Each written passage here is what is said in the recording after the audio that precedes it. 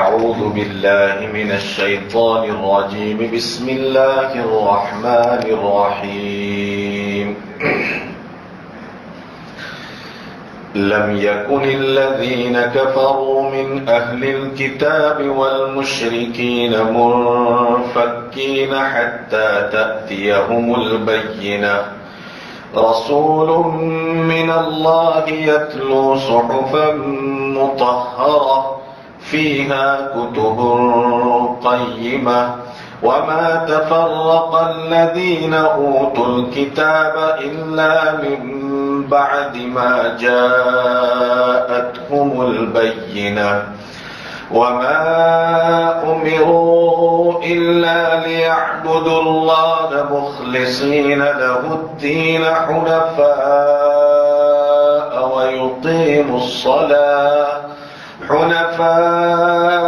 ويقيموا الصلاة ويؤتوا الزكاة وذلك دين القيمة.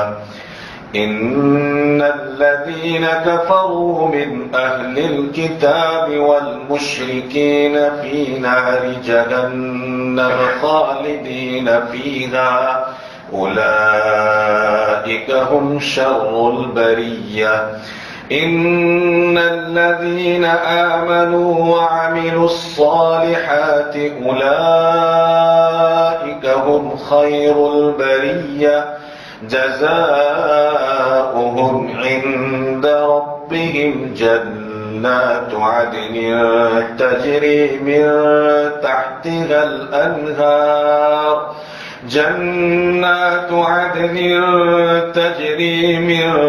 تحتها الأنهار خالدين فيها أبدا رضي الله عنهم ورضوا عنه ذلك لمن خشي ربه.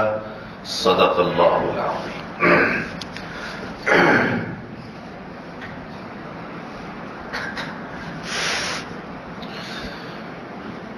شروع اللہ کے نام سے جو بڑا مہربان نہایت رحم کرنے والا ہے. یہ سورت جو میں نے آپ کے سامنے تلاوت کی ہے یہ اپنے مشہور نام کے اعتبار سے سورہ بینہ ہے. صاحب روح المعانی علامہ آلوسی بغدادی رحمت اللہ علیہ نے اپنی تفسیر میں اس سورت کے اور بھی نام ذکر فرمائے ہیں کہ اس سورت کو سورہ قیامت بھی کہتے ہیں. اس سورت کو سورہ بریہ بھی کہا جاتا ہے چونکہ اس میں برات کا تذکرہ بھی ہے. ابھی انشاءاللہ باتیں واضح ہو جائے گی. اس سورت کو سورہ منفکین اور سورہ انفکاک بھی کہا جاتا ہے لیکن مشہور نام اس کا سورہ بینہ ہے. بینہ عربی زبان کے اعتبار سے الگ الگ معنوں میں اور مراد میں استعمال ہوتا ہے. ذرا سمجھیے اس مسئلے کو. اگر اس کا اردو میں ترجمہ کیا جائے تو بہت آسان اور سمپل سینٹنس میں آپ کہہ سکتے ہیں کہ بینہ یعنی واضح نشانی، کسی بھی چیز کی واضح نشانی، کلیئر جس کو کہتے ہیں آپ. کوئی نشانی ایک دم اسپشٹ ہو کہ اس نشانی پر کے آنے کے بعد کسی طرح کے کنفیوژن اور شک کی کوئی گنجائش باقی نہ رہے. عربی زبان میں اس کو بینہ کہتے ہیں، اردو میں اس کا ترجمہ کرتے ہیں تو واضح نشانی ہوتی ہے. ایک اور معنی بھی بیان کیا جاتا ہے چونکہ مجھے اس لفظ سے یہاں کام لینا ہے، اس لیے میں اس کو ڈیفائن کرنا چاہتا ہوں، اس کی تعبیر اور اس کی تعریف کرنا چاہتا ہوں، اس کی پریبھاشا کو بیان کرنا چاہتا ہوں۔ ایک اور نام بینہ کا ایک اور معنی بیان کیا جاتا ہے، ایک دم واضح دلیل۔ جب کوئی دعویٰ پیش کیا جاتا ہے تو اس دعوے کو ثابت کرنے کے لیے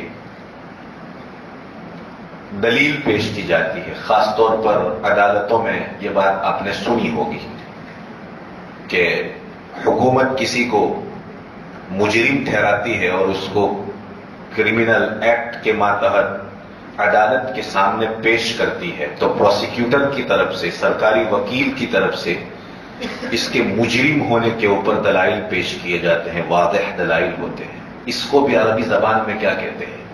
بینہ کہتے ہیں۔ ایک اور مفہوم بھی بینہ کا بیان کیا جاتا ہے کہ بینہ معجزہ کو بھی کہا جاتا ہے۔ اب پھر آپ کہیں گے کہ معجزہ کس کو کہتے ہیں؟ بینہ کا ایک معنی معجزہ، اور معجزہ آپ پڑھ چکے ہیں، اس سے پہلے بھی میں نے آپ کو بتایا ہے، یہاں پر سن چکے ہیں کہ معجزہ عادت کے خلاف جو کام وجود میں آتا ہے اس کو معجزہ کہتے ہیں۔ عادت یہ ہے کہ کنویں سے پانی آتا ہے، ٹنکی سے پانی آتا ہے، پائپ لائن کے ذریعے پانی آتا ہے، یہ عادت ہے، یہ نیچر ہے۔ لیکن نبی کی انگلیوں سے پانی نکل گیا ہے کہ نہیں؟ کیا ہوا؟ یہ معجزہ۔ عادت یہ ہے کہ آواز انسان کی زبان سے آتی ہے۔ بولنے والا کون ہوتا ہے؟ انسان۔ جانور کی بولی کو بھی بولی نہیں کہتے، وہ آواز ہوتی ہے صرف، لیکن ہم بولی کی بات کرتے، بول۔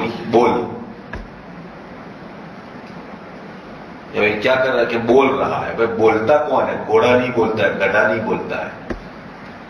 تو حضرت انسان بولتے ہیں۔ عادت یہی ہے کہ انسان ہی بولتا ہے اور کوئی نہیں بولتا ہے۔ لیکن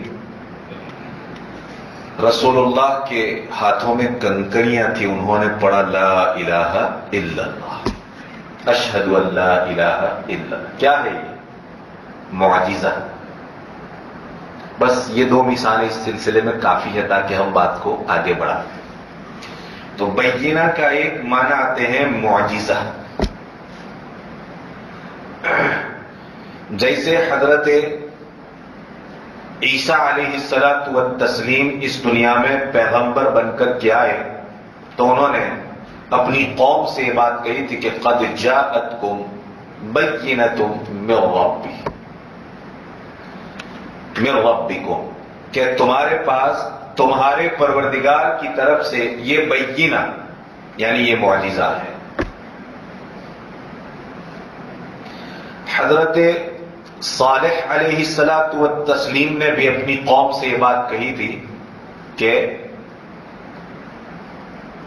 البینۃ ھذہ، میں آیت بول رہا ہوں اس موقع پر، حضرت صالح علیہ الصلوۃ والسلام نے کہا تھا کہ ھذہ البینۃ من ربی، البینۃ من ربی ھذہ، قریب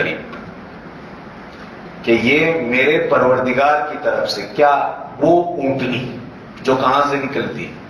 پہاڑ سے نکلی تھی۔ قوم نے مطالبہ کیا تھا کہ آپ اپنی پیغمبری کے اوپر کوئی دلیل پیش کریں، تو حضرت صالح علیہ الصلوۃ والسلام نے اشارہ کیا، دیکھو وہ آ رہی ہے۔ حالانکہ وہاں سے کوئی اونٹنی پیدا نہیں ہو سکتی، پہاڑوں میں تو پیدا ہوتی ہے، لیکن آ رہی تھی۔ دیکھو البینہ، اس کو بھی کیا کہا گیا؟ معجزہ کہا گیا۔ اور تھوڑا سا آگے بڑھ کر میں مقصد کی طرف پہنچ رہا ہوں۔ بینہ کا ایک اور معنی بھی بیان کیا جاتا ہے۔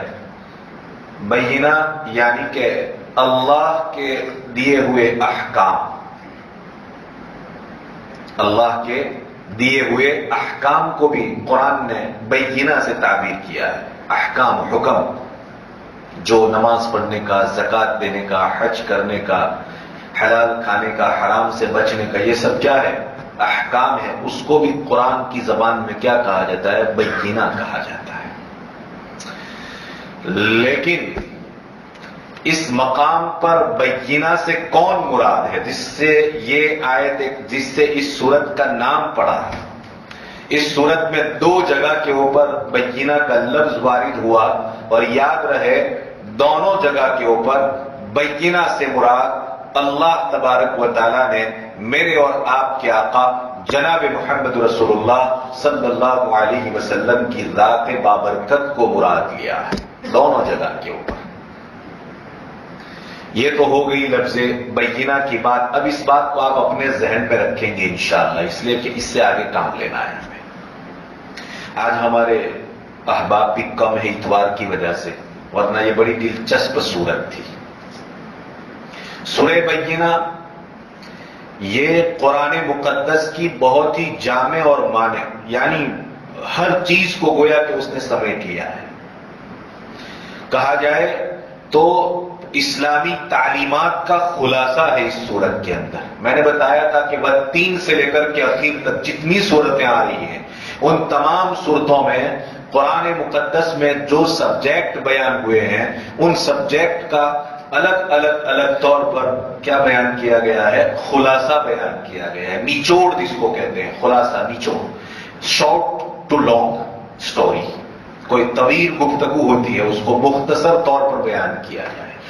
3 سے لے کر کے اخیر تک آپ دیکھیں تو کہیں توحید کا مضمون، کہیں رسالت کا مضمون، کہیں قیامت کا مضمون ہے، کہیں جنت کا مضمون، کہیں جہنم کا مضمون ہے. پورے قرآن میں جس سبجیکٹ کو تفصیل کے ساتھ بیان کیا ہے، وہ 3 سے لے کر کے اخیر تک کی صورتوں کے اندر اللہ تبارک و تعالیٰ نے ہر چیپٹر کو بہت ہی شارٹ ٹو لانگ بیان فرمایا ہے، ایک دم مختصر طور پر بیان فرمایا ہے. اس صورت میں بھی اللہ رب العزت نے اسلامی تعلیمات کا نچوڑ اور خلاصہ بیان فرمایا ہے سورہ بینہ میں. پھر یہ بڑی پیاری صورت ہے. کیسے؟ حضرت ابی بن کعب رضی اللہ تعالیٰ عنہ جو اس امت کے سب سے بڑے قاری ہیں، آپ علیہ الصلوۃ والسلام نے ایک موقع پر فرمایا تھا کہ اقرأہم ابی بن کعب. تمام صحابہ میں سب سے بہترین قرات کے ماہر اور قرات کو جاننے والے اگر کوئی ہیں تو وہ کون ہیں؟ ابی ابن کعب رضی اللہ تعالی عنہ. نام یاد رہے گا؟ ابی ابن کعب رضی اللہ تعالی عنہ. بہت آسان ہے، آپ لوگوں کو تو وہ نام بھی یاد ہو جاتے ہیں ماشاءاللہ، جو جلدی سے زبان پر چڑھتے بھی نہیں ہیں ایکٹر کے. لیکن اب تو چونکہ ان کے ناموں میں بھی مذہب کو اور دھرم کے مفہوم کو بہت ملحوظ رکھ کر کے نام رکھے جاتے ہیں، فلاں بلی اور تکڑا بلی، تو سب یاد رہتے ہیں. اب تو یہ تو اسلامی نام ہے ماشاءاللہ، ابی بن کعب رضی اللہ تعالیٰ عنہ. کوئی آپ سے پوچھے اس امت کا سب سے بڑا قاری، یعنی قرآن کو بہترین انداز میں پڑھنے والا کون؟ جواب ملنا چاہیے جوانوں کی طرف سے. کون؟ حضرت ابی ابن کعب رضی اللہ تعالیٰ عنہ. تبھی پتا چلے گا نا کہ ہم مسلمان ہیں. ہمارے اسکالر کا پتا ہونا چاہیے. کوئی پوچھے آپ سے کہ اس امت کا سب سے بڑا مفسر کون ہے، تفسیر جاننے والا کون ہے، تو کیا نام آئے گا؟ رئیس المفسرین حضرت عبداللہ ابن عباس رضی اللہ تعالیٰ عنہ. کون؟ حضرت عباس کے بیٹے عبداللہ ابن عباس رضی اللہ تعالیٰ عنہ. رشتے میں نبی اکرم صلی اللہ علیہ وسلم کے چچا زاد بھائی، پترائی. بات سمجھ گئے؟ 2. جب بات چلی ہے تو کچھ اور بھی آگے بیان کرتا چلوں. دین کے معاملے میں سب سے زیادہ سختی برتنے والے، اللہ کے معاملے میں، اللہ کے معاملے میں سب سے زیادہ سختی برتنے والے کون؟ عمر ابن خطاب رضی اللہ تعالیٰ. 3. سب سے زیادہ حیادار، با حیا شرم و حیا کے مالک کون؟ حضرت عثمان ابن عفان رضی اللہ تعالیٰ عنہ، سب سے زیادہ باحیا انسان۔ ایک اور نام، فیصلہ کرنے میں سب سے بہترین، عمدہ اور شرعی اور قانونی تقاضوں کے مطابق اگر کوئی فیصلہ کرنے والا ہے تو وہ کون؟ حضرت علی ابن ابی طالب۔ امام جب خطبہ دیتے ہیں نا تو وہ اقضاہم علی، سنا ہوگا آپ نے، وہ اقضاہم علی۔ آج پتہ چل گیا کہ مولوی صاحب کیا کہتے ہیں علی کا نام لے کر کے، وہ اقضاہم علی، سب سے عمدہ اور بہترین فیصلہ۔ سمجھ میں آ رہی ہے بات؟ جسٹس پر کے اصولوں کے اوپر کسی بھی فیصلے کو جسٹیفائی کرنے میں اگر کوئی بڑا مقام رکھتا ہے اور بڑا نام رکھتا ہے، کون؟ حضرت علی رضی اللہ تعالیٰ عنہ۔ بولو وہ بھی اللہ کے رسول صلی اللہ علیہ وسلم سے دوہری رشتہ داری رکھنے والے۔ میں اس سے پہلے بھی یہ بات بتا چکا ہوں۔ نمبر ایک، آپ کے چچازاد بھائی بھی ہوتے ہیں، اور ساتھ ساتھ میں آپ کی بیٹی حضرت فاطمہ کے شوہر اس اعتبار سے آپ علیہ الصلوۃ والسلام کے داماد بھی ہوتے ہیں۔ اقضاہم علی۔ حلال و حرام کا سب سے زیادہ علم رکھنے والا، حلال و حرام کا سب سے زیادہ علم رکھنے والا حضرت معاذ ابن جبل رضی اللہ تعالیٰ عنہ۔ ایک ایک چیپٹر ہے جناب تاریخ میں، روزانہ آپ ان میں سے ایک کو اٹھا کر پڑھیں تو آپ کو اندازہ ہوگا کہ یہ کیا تھے اور کون تھے، آج کیا ہے اور کیا۔ آج آپ بتائیں نا، آج حلال و حرام کسی کو پورے طور پر معلوم ہی نہیں ہے۔ سب سے بہترین علم کن کے پاس تھا؟ حضرت معاذ ابن جبل رضی اللہ تعالیٰ عنہ۔ اتنے کانفیڈنٹیل تھے اس بات کے اندر کہ آپ علیہ الصلوۃ والسلام نے ان کی اس مہارت اور دیگر مہارتوں کی بنیاد پر یمن کا آپ علیہ الصلوۃ والسلام نے ان کو گورنر بنایا تھا۔ کن کو؟ حضرت معاذ ابن جبل رضی اللہ تعالیٰ۔ اس وقت کی ریاست یمن، اس کا گورنر بنایا تھا۔ یمن کے دو حصوں میں یمن کو تقسیم کیا تھا، ایک حصے کا یہ گورنر، ایک حصے کا یہ گورنر۔ جیسے بڑی میونسپلٹی ہوتی ہے بڑے شہر میں تو دو میئر ہوتے ہیں نا، اس طرح سے کہ نارتھ کا یہ میئر، ایسٹ کا یہ میئر۔ اس طرح حضرت معاذ ابن جبل کیا تھے؟ حلال اور حرام کا سب سے بڑا علم رکھنے والے۔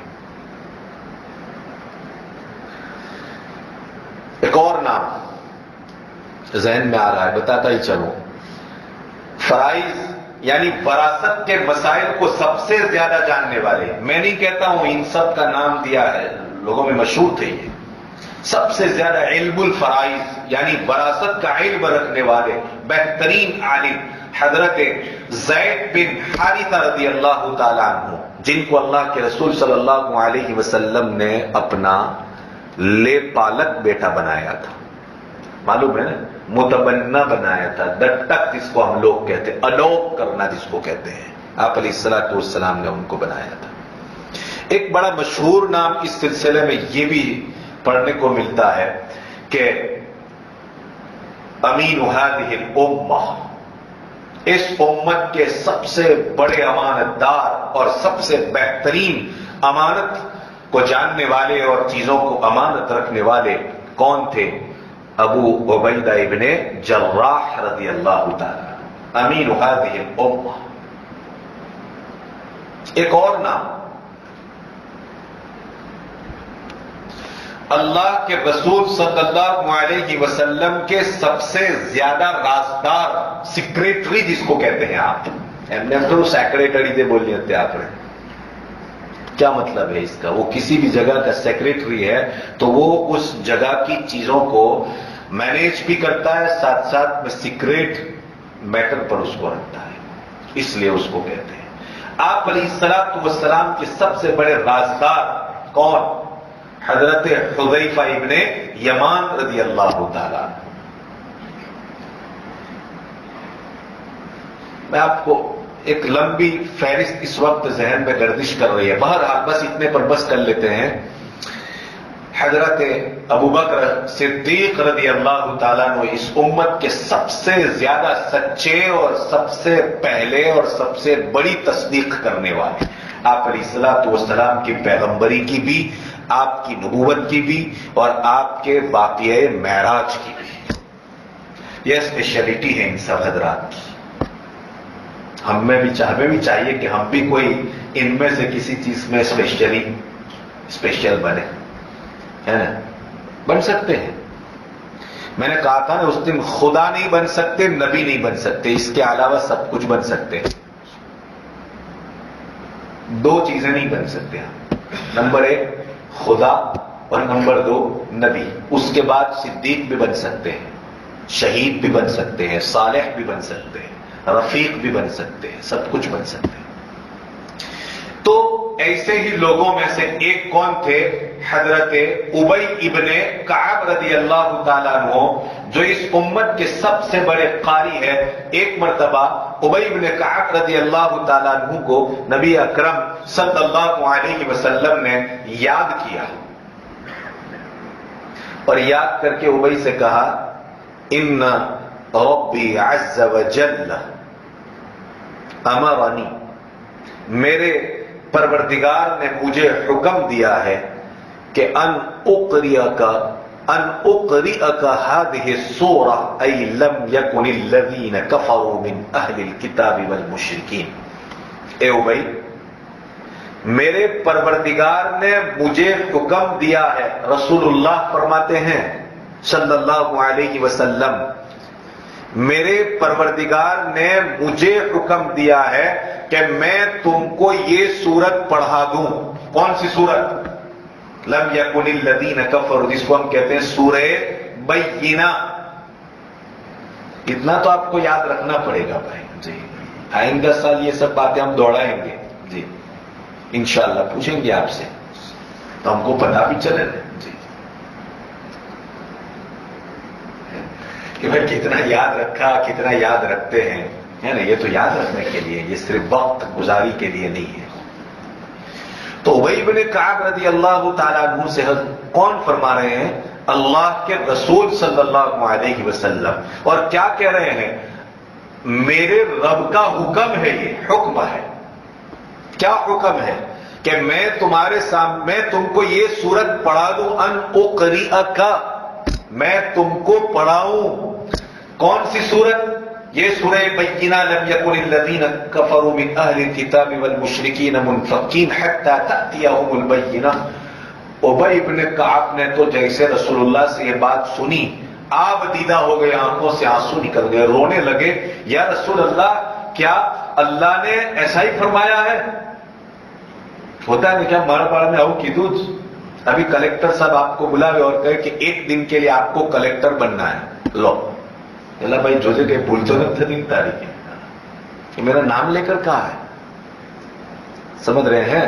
تو ابی ابن کعب اولا تو رونے لگے، آپ دیدہ ہو گئے، اور اب پوچھ رہے ہیں ابی ابن کعب رسول اکرم صلی اللہ علیہ وسلم سے، عرض کر رہے ہیں یا رسول اللہ کیا ایسا ہی ہے؟ آپ علیہ الصلوۃ والسلام نے اشارہ فرمایا، جی ہاں ایسا ہی ہے، اس بات میں جواب دیا، اس طرح کہا کہ جی ہاں۔ حضرت ابی بن کعب رضی اللہ تعالیٰ عنہ روتے ہیں اور فرماتے ہیں، اللہ مجھ جیسی ایک چھوٹی سی ہستی کو تو نے کتنا بڑا مقام عطا فرمایا کہ میرا نام لے کر کے، تم نے میرا نام لے کر کے اللہ کے رسول صلی اللہ علیہ وسلم سے یہ بات کہی کہ یہ ان کو پڑھا دو۔ اسپیشلٹی ہوئی نا، جہاں یہ حضرت ابی بن کعب رضی اللہ تعالیٰ عنہ کی فضیلت ہے، وہاں یہ بھی ایک فضیلت کی چیز ہے کہ پورے قرآن میں سے صرف اس مقام پر سورہ بینہ کا انتخاب ہوا۔ سورتیں تو بہت ساری ہیں، لیکن سورہ بینہ کا انتخاب کیا اللہ نے بھی، اور کہا کہ یہی سورت ان کو پڑھا دو، اور کوئی نہیں ابھی اس وقت، دوسری بہت ساری سورتیں ہیں، لیکن اس وقت ان کو پڑھانے کے لیے جو کہا خصوصیت کے ساتھ کہ ان کو پڑھاؤ سورہ بینہ۔ بات سمجھ رہے ہیں؟ تو یہ ہے سورہ بینہ، جو بڑی جامع سورت ہے۔ اب ذرا تھوڑا سا اوپر آئیے اور اب سمجھیے۔ سب سے پہلے بتین میں اللہ رب العزت نے حضرت انسان کی پیدائش کو بیان فرمایا، لقد خلقنا الانسان فی احسن تقویم، ہم نے انسان کو بہت ہی بہترین اور خوبصورت سانچے میں پیدا کیا۔ اس کائنات کی سب سے عمدہ اور سب سے خوبصورت مخلوق کے طور پر کس کو پیدا کیا؟ حضرت انسان کو۔ سورہ والتین، اس کے بعد کون سی سورت ہے؟ سورہ اقرا جو ہم پڑھ چکے نا، اس میں تخلیق انسانی کے بعد انسان کو پیدا کیا تو اب اس کو رہنمائی کی ضرورت ہے، رہبری چاہیے اس کو۔ کہتے ہیں نا کہ بھائی ہماری جماعت جائے گی وہاں ممبئی میں تو رہبر کون؟ تو ہمارے لیے پڑائی جگہ ہے کہ اب بھروچ میں ہم نے دیکھا نہیں ہے، کون رہبری کرے گا؟ حضرت انسان کو پیدا کیا اس دنیا میں تو اس کو رہبری کی ضرورت تھی، تو اللہ تبارک و تعالیٰ نے اقرأ باسم ربک الذی، وحی کا سلسلہ شروع کیا تاکہ وحی کے ذریعے اللہ تبارک و تعالیٰ حضرت انسان کی رہنمائی کرے۔ تو وحی کا بندوبست بھی ہو گیا۔ سمجھ میں آ رہی ہے بات؟ اب ضرورت پیش آئی کہ دیکھو تخلیق بھی ہو چکی ہے، وحی کے ذریعے تعلیم بھی ہو گئی، مگر وہ تعلیم اس وقت تک پورے طور پر کامیاب نہیں ہوتی ہے جب تک کہ اس تعلیم کے ساتھ ساتھ تعلیم دینے والا کوئی نمونہ موجود نہ ہو، سیمپل چاہیے اس کے لیے۔ تو اللہ رب العزت نے قرآن دیا وحی کی شکل کے اندر، اور اس کے ساتھ ساتھ اللہ تبارک و تعالیٰ نے بینہ، یعنی رسول اکرم صلی اللہ علیہ وسلم جو ایک عظیم الشان پیغمبر ہے، عظیم الشان پیغمبر بطور نمونہ کے عطا فرمائے کہ انسان کا وجود ہے، اس وجود کو وحی کی رہنمائی چاہیے قرآن کی شکل کے اندر۔ اب یہ کتاب ہے، اس کتاب کے اندر جو باتیں بیان کی گئی ہے ان باتوں کو رسول اکرم صلی اللہ علیہ وسلم، اور دوسرے لفظوں میں کہیں تو عظیم الشان پیغمبر کی شکل میں بطور سیمپل اور بطور نمونہ کے اس دنیا انسانیت کو عطا فرمایا، جس کا تذکرہ اس سورت شریفہ میں ہوا حتی تأتیہم البینہ، یہاں تک کہ ان کے پاس کوئی بینہ آ جائے۔ مفسرین فرماتے ہیں اس مقام پر بینہ سے مراد کیا ہے؟ اللہ کی کتاب اور جناب محمد رسول اللہ صلی اللہ علیہ وسلم کی ذات، جو اس امت کے لیے بہترین نمونہ کے طور پر رب تبارک و تعالیٰ نے عطا فرمائی۔ چنانچہ آپ نے دیکھا رسول اللہ میں امانت کا نمونہ دیکھا تو ابو عبیدہ ابن جراح بن گئے، رسول اللہ میں حیا کا نمونہ دیکھا تو عثمان ابن عفان کامیاب ہو گئے حیا کے باب میں، رسول اللہ میں حلال و حرام کا علم دیکھا تو معاذ ابن جبل کامیاب ہو گئے اس فیلڈ میں، رسول اللہ میں فرائض اور وراثت کے علم کا نمونہ دیکھا تو زید بن حارثہ اس کے ایکسپرٹ ہو گئے، حضرت نبی اکرم صلی اللہ علیہ وسلم کو اللہ کے معاملے میں سخت دیکھا تو حضرت عمر ابن خطاب رضی اللہ تعالیٰ عنہ وجود میں آئے۔ اللہ کے رسول نے قرآن کے معانی اور قرآن کو کے ڈیفینیشن کو اس انداز سے بیان فرماتے ہوئے سیمپل اور نمونہ کے طور پر دیکھا تو حضرت عبداللہ ابن عباس رضی اللہ تعالیٰ عنہ آئے، رسول اکرم صلی اللہ علیہ وسلم کو دیکھا کہ بہترین عدالت اور بہترین فیصلہ کرتے ہیں اور جسٹیفائی کرتے ہیں تو حضرت علی رضی اللہ تعالیٰ عنہ نے اس نمونے کو سامنے رکھ کر کے اپنے آپ کو بہترین فیصل بنایا۔ سمجھ میں آتا ہے کہ کتاب بھی ہو، تعلیم بھی ہو، اور تعلیم کے ساتھ ساتھ اس کا نمونہ بھی ہو، تبھی جا کر کے اس کتاب کی تعلیم کے ذریعے کوئی سوسائٹی اور کوئی معاشرہ کامیاب بنتا ہے، ورنہ اس کی کوئی کامیابی کی گارنٹی نہیں ہوتی ہے۔ میں اس کو ایک ایگزامپل کے ذریعے، ایک مثال کے ذریعے آپ کے سامنے پیش کرنا چاہتا ہوں، صرف ایک ایگزامپل، ذرا دھیان سے سنیے۔ علامہ سید سلیمان ندوی رحمۃ اللہ علیہ بڑے اسلامی اسکالر ہیں، بہت بڑے عالم ہیں، سیرت النبی صلی اللہ علیہ وسلم پر 4 والیوم میں بہت اعلیٰ درجے کی، کہا جائے بہت ہی اعلیٰ گریڈ کی سیرت پر، the life of our prophet صلی اللہ علیہ وسلم پر بہت بہترین کتاب لکھی، 4 جلد۔ اصل میں لکھنا شروع کیا تھا علامہ شبلی نعمانی نے، انہوں نے 2 جلدیں ہی لکھ سکے، باقی کام جنہوں نے پورا کیا علامہ سید سلیمان ندوی رحمت اللہ علیہ نے، جو تصوف کے باب میں مجدد الملت حکیم الامت حضرت مولانا اشرف علی تھانوی رحمۃ اللہ علیہ سے بیعت تھے. پھر اس کے بعد انہوں نے بھی صوفیانہ طریقے کے اوپر بھی بہت اچھا کام کیا. خیر یہ تو میں نے ان کا تھوڑا سا تعارف اور پریچی ان کو انٹروڈیوس کر لیا تاکہ اس شخصیت کا اندازہ ہو کہ کون ہے یہ. میں نے بہت مختصر طور پر آپ سے کہا. بڑی شخصیت ہے علامہ سید سلیمان ندوی رحمۃ اللہ علیہ. وہ فرماتے ہیں یا کسی نے ان کے بارے میں لکھا کہ وہ مصر یا کسی اور جگہ سے سفر کرتے ہوئے جہاز سے آ رہے تھے. اس جہاز کے اندر علامہ سید سلیمان ندوی کے ساتھ ایک بنگالی ہندو فلوسوفر ایک بنگالی ہندو فلوسوفر جس کو اس زمانے میں اس کی خدمات کی بنیاد کے اوپر نوبل پرائز ملا تھا. اس کا تقابل ہوا تھا. آپ کو پتہ میں بتا دوں یہ بھی آپ کی معلومات کے لیے. معاف کریں میں اس وقت تفسیر کے موضوع سے تھوڑا سا ہٹا, میری عادت کے بالکل خلاف. جی یہ لیکن اس مسئلے کو سمجھانے کے لیے خیر اس کا مقابلہ نوبل پرائز لینے میں, نوبل انعام یہ اس دنیا کا ایک سمجھ لیجئے کہ ایک بہت بڑا پرائز ہے اور لوگوں کو ان کی علمی اور اس طرح کی خدمات کی بنیاد کے اوپر لوگوں کے کوالیفیکیشن اور ان کی ایجوکیشنل سٹیٹس کی بنیاد کے اوپر دنیا میں کوئی بڑا کام کر جائے انسانیت کی خدمت کا تو اس کے اوپر یہ انعام دیا جاتا ہے. آپ کو معلوم ہونا چاہیے, معلوم تو ہوگا نوبل پرائز جس کو کہتے ہیں, نوبل انعام جس کو کہتے ہیں. ان کا مقابلہ ہوا تھا امت مسلمہ کے شاعر اسلام جن کو کہا جاتا ہے, شاعر مشرق کہا جاتا ہے, علامہ ڈاکٹر اقبال رحمۃ اللہ علیہ. سمجھ میں آ رہی ہے بات؟ خیر اب وہ پھر کیا ہوا, کیسے ہوا, اور وہ اس فلسفر کا نام ٹیگور تھا. ٹاگور جس کو ہم لوگ کہتے ہیں, اردو میں اس کو ٹیگور بولا جاتا ہے, انگریزی والے بھی اس کو ٹیگور کہتے ہیں. ٹیگور پی اے سے بنا ہے اور ٹاگور پڑھو جو آپ کو پڑھنا ہے پڑھتے رہو.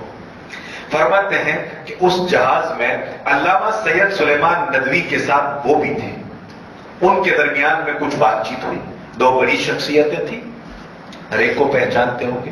کہا کہ مجھے یہ بتاؤ کہ تم نے بڑے اصولوں کے ساتھ برہمو سماج کی بنیاد رکھی, لیکن آپ کا یہ برہمو سماج جو ہے وہ پوری دنیا میں پھیل کیوں نہیں سکا, اس کی وجہ کیا ہے یہ بتاؤ. نہیں سمجھ میں آئی بات؟ ٹیگور سے, چونکہ وہ ہندو فلسفر ہے, فلسفی کو وہ جانتا ہے, سمجھتے ہیں آپ کہ فلسفی کیا ہے. وہ ایک گنان بلکہ ایک وگنان ہے کہا جائے تو, اس سے بھی اوپر ہے.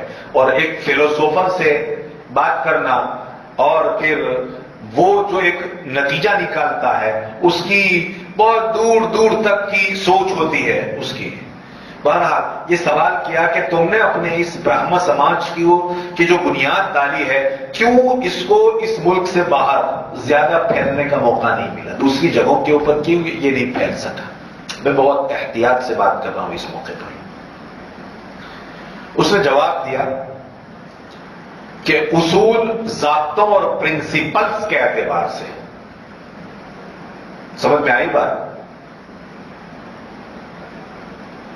تھورس آف اسکول کے اعتبار سے, پرنسپل کے اعتبار سے, اصولوں کے اعتبار سے, قاعدوں کے اعتبار سے تو ہمارا مذہب جو ہے بڑا مضبوط اور بڑا پیارا مذہب ہے, مگر یہ دنیا میں اس لیے نہیں پھیلا کہ اس مذہب کے پاس کوئی نمونہ اور سیمپل نہیں ہے. بات سمجھ میں آ رہی ہے میں کیا کہنا چاہتا ہوں؟ کتنی اچھی اور خوبصورت تعلیم کیوں نہ ہو, لیکن اس کے لیے کیا چاہیے؟ کوئی سیمپل اور نمونہ چاہیے. اسلام ایک بہترین سسٹم ہے, دنیا آخرت کی کامیابی کا بہترین پروگرام ہے. یہ پروگرام جو کامیاب ہوا ایک تو اس بنیاد کے اوپر کہ اس پروگرام کو اللہ تبارک و تعالیٰ نے وحی کے ذریعے قرآن کی شکل میں عطا فرمایا، اور دوسرا اس بنیاد کے اوپر کہ اس پروگرام کا لقد کان لکم فی رسول اللہ اسوۃ حسنۃ کہہ کر کے ایک بہترین سیمپل اور نمونہ عطا فرمایا۔ اس بنیاد کے اوپر یہ پروگرام کامیاب ہوا۔ رسول اللہ سے لوگ معاملات کرتے تھے اور اسلام کی چوکھٹ پر سر رکھ دیتے تھے۔ بات تو سمجھ رہے ہیں؟ کتاب پڑھ کر کے نہیں، رسول اللہ کو دیکھ دیکھ کر کے۔ اور اب کس کو دیکھیں گے؟ اب مجھے اور آپ کو دیکھیں گے۔ آپ کہیں گے اب کیوں اسلام نہیں پھیلتا ہے، لوگ کیوں نکل رہے ہیں، ہمارے اندر سے کیوں جا رہے ہیں؟ ہے کہ نہیں؟ وجہ کیا بنی بھائی؟ ہم نے اپنے آپ کو نمونے کے طور پر پیش ہی نہیں کیا، بلکہ الٹا۔ اب ہم کو دیکھ کر کے لوگ نفرت کر رہے ہیں، چونکہ ہمارا کام تھا ایک نمونے کے طور پر معاشرے اور سماج اور سوسائٹی میں ایک نمونے کا انسان پیش کرنا، لیکن وہ کام ہم سے نہیں ہو سکا۔ اللہ تبارک و تعالیٰ نے انسان کو پیدا کیا، والتین میں اس کا تذکرہ ہوا، انسان کی رہنمائی کی تعلیم دی۔ اقرأ بسم ربک الذی خلق الانسان من علق اقرأ وربک الاکرم الذی علم بالقلم علم الانسان ما لم يعلم۔ پڑھا نے آپ نے؟ انسان کو وہ چیزیں سکھلائی جس کو وہ جانتا ہی نہیں تھا۔ تفصیل سے ہم گفتگو کر چکے۔ اب انسان کو کیا چاہیے تھا؟ اس تعلیم کے بعد اس کو ایک سیمپل اور ایک نمونہ چاہیے تھا۔ یاد رکھیں، رسول اکرم صلی اللہ علیہ وسلم جب اس دنیا میں اپنی پیغمبری کا اعلان کر رہے ہیں تو اس موقع پر، اس وقت، اس علاقے میں، بلکہ کہا جائے دنیا کے اندر 5 قسم کے مذاہب یا 5 قسم کے فرقے پائے جاتے تھے۔ نمبر 1، 2 اہل کتاب میں سے، یہود اور نصارہ، 2 جن کو اہل کتاب کہا جاتا ہے، جن کے اوپر اللہ تبارک و تعالیٰ نے کتاب نازل فرمائی، کتاب تورات، کتاب زبور، کتاب انجیل۔ سمجھ میں آ رہی ہے بات؟ اس بنیاد پر قرآن کی لینگویج میں ان کو کیا کہا جاتا ہے؟ اہل کتاب کہا جاتا ہے۔ ان میں سے ایک کو یہود اور دوسرے کو نصارہ، اور آج کل کی زبان میں ان میں سے ایک کو کرسچن اور دوسرے کو جوز کہا جاتا ہے نا؟ یہ 2۔ تیسرے نمبر پر صابی، جو ستارہ پرست قوم تھی۔ بعضوں نے کہا کہ یہ بھی اہل کتاب میں۔ کتنے ہو گئے؟ 3۔ نجوم پرست اس کو کہتے ہیں، ستارہ۔ اور چوتھے نمبر کے اوپر آگ کی پوجا کرنے والے،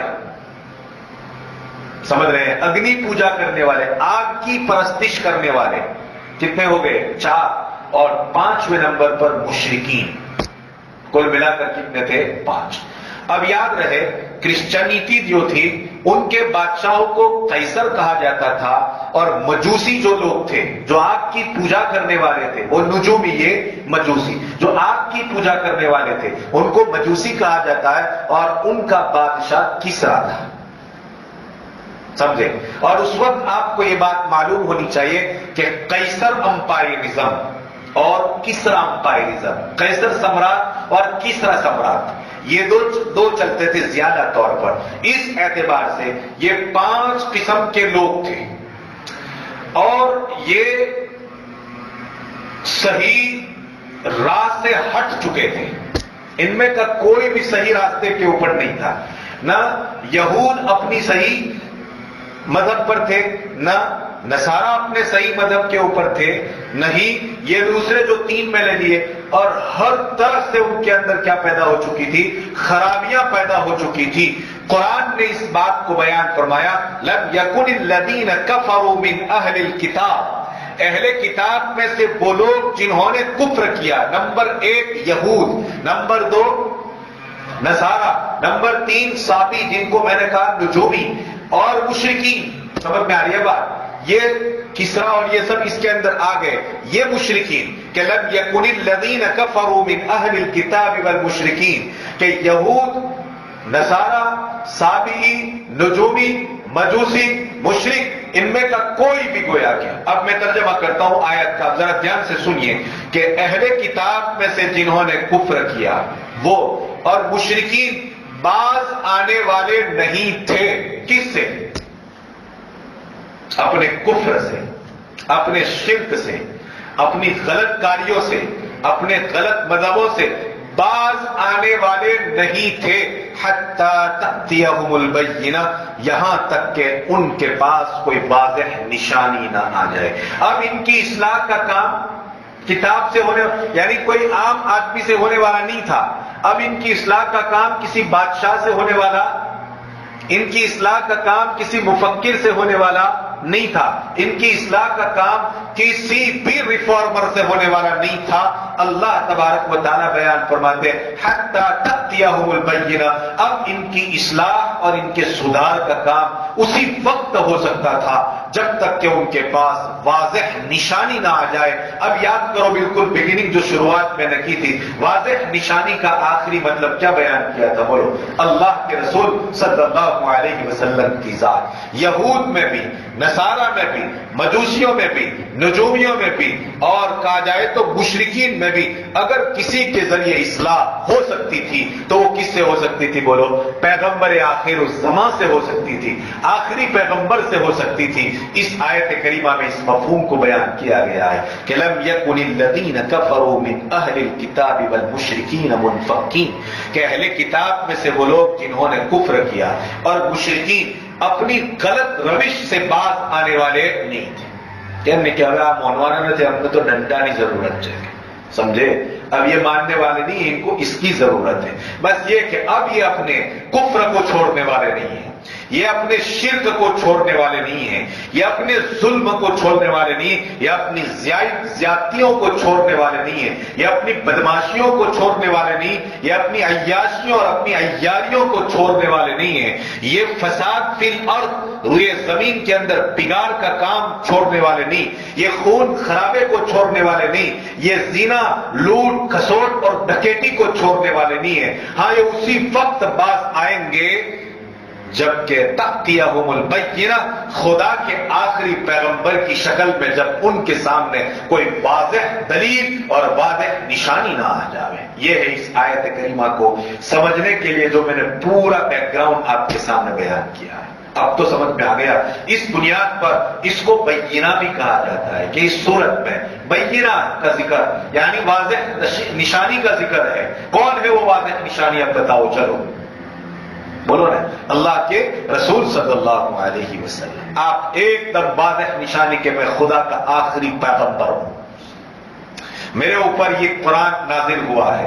اس قرآن کے اندر تمہارے لیے پروگرام ہے. کون سا پروگرام ہے؟ دنیا اور آخرت کی کامیابی کا بھی پروگرام ہے، اور دنیا اور آخرت کے پیس یعنی کہ امن و امان کا بھی اس کے اندر پروگرام ہے. یہ ہے لم یکن الذین کفروا من اہل الکتاب والمشرکین منفکین حتی تأتیہم البینہ، یہاں تک کہ ان کے پاس البینہ آ جائے. کون ہے وہ البینہ؟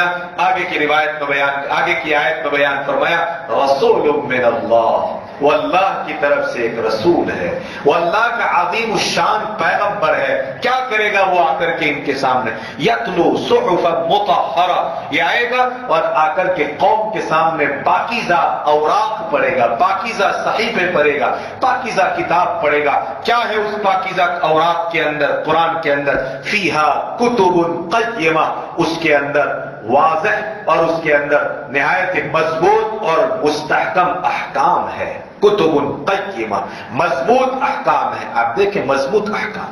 وما تفرق الذین اوتوا الکتاب، پہلے یہ سب ایک تھے،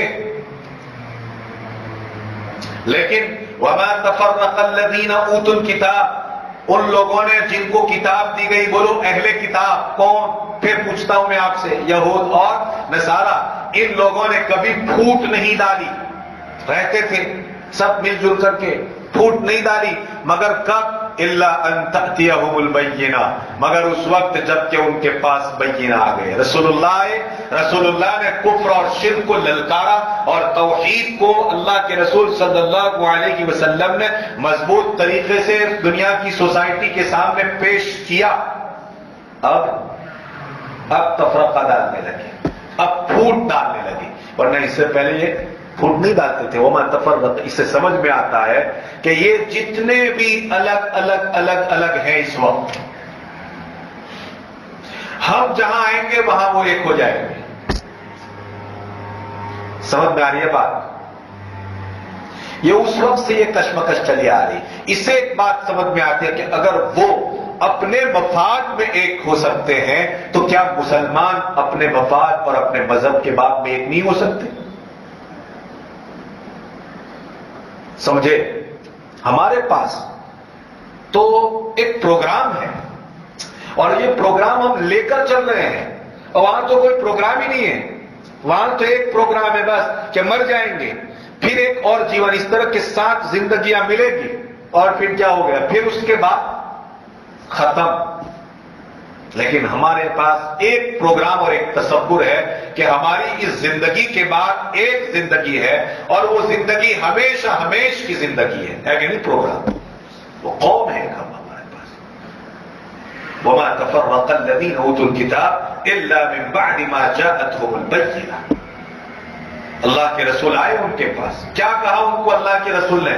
وما امروا الا ليعبدوا الله. اور انہیں حکم نہیں دیا گیا مگر اس بات کا کہ وہ اللہ کی عبادت کریں. نمبر 1 مخلصین لہ الدین. کیسے؟ مخلصین لہ الدین، اللہ کی اطاعت کو خالص کرتے ہوئے. 2 باتیں ہیں اس مقام پر. خالص اللہ کی اطاعت، اللہ کی عبادت بھی کرنا ہے اور اللہ کی اطاعت بھی کرنا ہے. 2 باتیں ہیں، میں سمجھاتا ہوں. اللہ کی عبادت، جیسے اس نے نماز پڑھنے کے لیے کہا، ہم نماز پڑھ رہے ہیں، کیا کر رہے ہیں؟ اللہ کی عبادت کر رہے ہیں، ذکر کر رہے ہیں، اللہ کی عبادت کر رہے ہیں، قرآن کی تلاوت کر رہے ہیں، اللہ کی عبادت کر رہے ہیں، ہے کہ نہیں؟ اب یہ بھی کر رہے ہیں. اللہ نے کہا جناب عالی مقام روزہ رکھو. نماز تو پڑھ رہا ہے تو مول صاحب روزہ نہ رکھا تھا، کیا روزہ نہیں رکھتے؟ عبادت تو ہوئی لیکن کیا نہیں ہوئی؟ اطاعت نہیں ہوئی. حکم بھی تو ماننا ہے. بات کچھ سمجھ میں آ رہی ہے؟ بہت پوائنٹ کی بات ہے اس مقام کے اوپر. 2 باتیں. لیعبد، ان کو حکم دیا گیا، پوری انسانیت کو. اللہ کے رسول بینہ بن کر کے آئے، واضح دلیل اور نشانی بن کر کے آئے، اور انہیں اللہ کی طرف سے یہ حکم دیا گیا کہ اعبدوا اللہ الا لیعبدوا اللہ. انہیں چاہیے کہ وہ اللہ کی عبادت کرے. کیسے؟ مخلصین لہ الدین، اسی کی اطاعت کو خالص کرتے ہوئے. خالص اللہ کی اطاعت ہوگی. سمجھے؟ ایسا نہیں کہ عبادت ادھر کر لیں گے تم بھی راضی اور ان کا بھی مان لیں گے تو وہ بھی راضی. نہیں جناب، اس سے کام نہیں چلتا ہے. ایک مضبوط سٹینڈ کے اوپر کھڑا ہونا ہے. ہمیں اپنا ایک مضبوط سٹینڈ لینا ہے، اسٹیل کانکریٹ سٹینڈ لینا ہے، ایک مضبوط موقف اختیار کرنا ہے. بس ادھر ہی کھڑے رہیں گے اس بنیاد پر کہ اس سٹینڈ پر کھڑے رہنے میں ہی فائدہ ہے. ورنہ ابھی نماز پڑھ کے باہر نکلے اور باہر دعوت دی گئی کہ چلو کھاوا، ہے کہ نہیں؟ وہ بیٹھ گئے تو بھائی کیوں تھیو؟ میں نے بھی روزہ نہیں رکھا ہے. سمجھ میں آ رہی ہے بات؟ نماز پڑھ کر باہر نکلے اور کچھ لکھنے والے مل گئے وہاں پر باہر، 10 روپیہ نکال کر لکھا دیا. کیا؟ جوا کی ایک شکل جس کو آنکڑا کہتے ہیں. یہ لکھنے والی بات نہیں کرتا ہوں جو یہاں بیٹھے ہوئے، میں باہر کی بات کر رہا ہوں. جی سمجھ میں آ رہی ہے بات؟ تھوڑے پیچھے چلے گئے نماز پڑھ کر، پیچھے تھوڑے سے پیچھے ادھر، اور لے لی ایک پوٹلی. عبادت تو پائی گئی نا، لیکن شراب پینے کا کیا ہے بولو؟ شریعت کی طرف سے شراب ممنوع، اسٹرکٹلی پروہیبیٹڈ فرام شریعہ. سمجھ رہے ہیں؟ بالکل اس کی کوئی گنجائش ہی نہیں ہے. اللہ کہہ رہا ہے اس مقام پر عبادت بھی مطلوب، اطاعت بھی مطلوب ہے. ماننا بھی پڑے گا، صرف عبادت نہیں. جناب یہ کیسے ہو سکتا ہے؟ میں نماز پڑھ لی، روزہ بھی رکھتے ہیں، سب کچھ کرتے ہیں، لیکن نعوذ باللہ من ذالک پھر جوا بھی کھیلتے ہیں، زنا بھی کرتے ہیں، پھر حل بھی مزید آنے دو. کیا تو بیاج سے کہ چال سے تے ہو پیاج بھی چال سے نہیں بیاج بھی چال سے کہ دونوں چلے گا. آنے دو. اطاعت نہیں ہے، اللہ کا حکم نہیں مان رہے ہیں، عبادت تو کر رہے ہیں. دونوں چیزیں ایک ساتھ لے کر کے چلنی ہے ہمارے پاس. اب میں نے آپ کو پھر اسکیل دے دی ہے، آپ جانچ لینا اپنے آپ کو. میں کہوں گا تو آپ پورا مان جائیں گے. جی آپ جانچ لینا کہ ہم عبادت پر تو اترے ہوئے ہیں، اطاعت پر ہے کہ نہیں ہے. خود جانچ لینا، کسی کو مت کہنا. سمجھ میں آ رہی ہے بات؟ اور کسی کے بارے میں مت کہنا، آپ اپنے نفس کو کہہ دینا کہ اطاعت میں تو پورا اتر رہا ہے، عبادت میں بھی اتر رہا ہے. عبادت میں اتر رہا ہے تو اطاعت میں اترتا ہے کہ نہیں اترتا ہے. میں نے سمجھا دیا ہے کہ نہیں. عبادت تو کر رہے ہیں لیکن اللہ کے بہت سارے احکام ہیں. ڈنڈی مارتے ہیں کہ نہیں مارتے ہیں؟ گٹیا چیز کو بڑھیا داموں میں بیچتے ہیں کہ نہیں بیچتے ہیں؟ معمولی باتوں پر جھوٹ بولتے ہیں کیا؟ سمجھ میں آ رہی ہے بات؟ 2 روپیوں کا نفع مقصود ہوتا ہے اور ہزاروں کا جھوٹ بول جاتا ہے آدمی. 2 روپیے کے لیے 98 حلال روپیوں کو حرام بنا دیتا ہے آدمی. 2 روپیے کا سود، 10% سود لاتے ہیں گھر میں اور بابقیہ 90% مال کا ستیہ ناش ہو جاتا ہے. کہاں گئی اطاعت؟ اللہ تبارک و تعالیٰ فرماتے ہیں مخلصین لہ الدین. آپ سنیے، حنفاء ویقیموا الصلاة ویؤتوا الزکاة وذلک دین القیمہ. حنفاء ویقیموا الصلاة، ہاں نماز کو قائم کریں، زکات ادا کریں یکسو ہو کر کے، سب سے یکسو ہو کر. یکسو ہونے کا مطلب یہی ہوا کہ صرف اور صرف کس کے لیے؟ اللہ کے لیے. وذلک دین القیمہ، یہی سیدھا دین ہے. اس کے علاوہ کچھ ادھر منہ مان لیا کچھ ادھر منہ مان لیا نہیں چلے گا. پورا اترنا پڑے گا، پرفیکٹ، کامل ہے کہ نہیں؟ وہ مزہ بھی ہے اس کے اندر. کوئی بھی چیز ادھورا کرنے میں کیا فائدہ ہوتا ہے؟ پورا کرتے ہیں تبھی اس کا لطف بھی ہوتا ہے. لہذا دین بھی اپنائے تو کیسا؟ پورا. اس میں عبادت بھی ہوگی اور کیا ہوگی؟ بولو اطاعت. یہ 2 باتوں میں پورا آ گیا. مولوی صاحب تم نے بہت جلدی دین بتا دیا. جی کیا کرنی ہے؟ نمبر 1 عبادت اور نمبر 2 اطاعت. وذلک دین القیمہ، حنفاء، یکسو ہو کر کے، سب سے الگ تھلگ. میں بتاؤں گا کل انشاءاللہ اس آیت پر دوبارہ ہم بات کریں گے انشاءاللہ.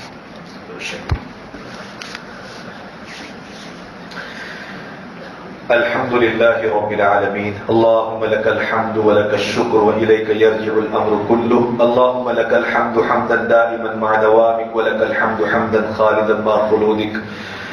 سبحان الله وبحمده عدد خلقه ورضا نفسه وزنة عرشه ومداد كلماته. اللهم لا نحصي ثناء عليك أنت كما أثنيت على نفسك. اللهم صل على سيدنا محمد وعلى آل سيدنا محمد وبارك وسلم.